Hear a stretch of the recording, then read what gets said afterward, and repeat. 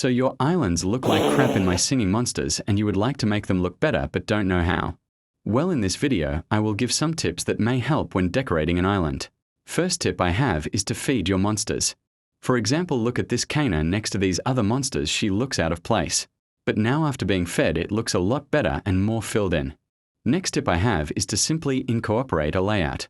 If you look at this island, it looks very crowded and also asymmetrical, which in turn makes it look bad. But now see how after placing monsters across from each other and creating a layout, it looks a lot better overall. Also, a bonus tip for this part, one recommend placing monsters the same tiles and size across from each other. Also, what a lot of people do when making a layout is placing the epics or rares across from the commons so it looks more symmetrical.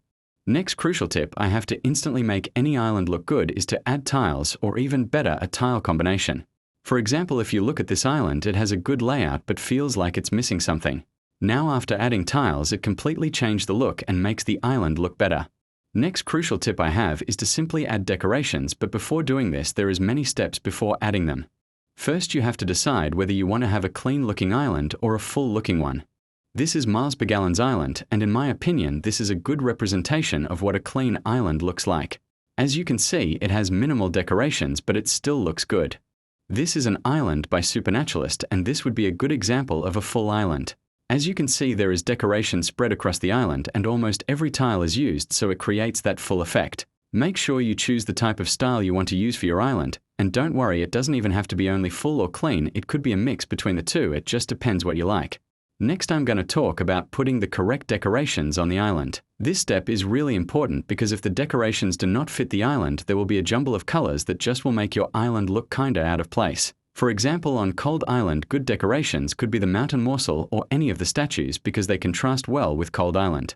One last tip for decorations is that remember you can change the size of it by using this right here, and in some cases when decorations are too big it could help. One of my last tips is bigifying.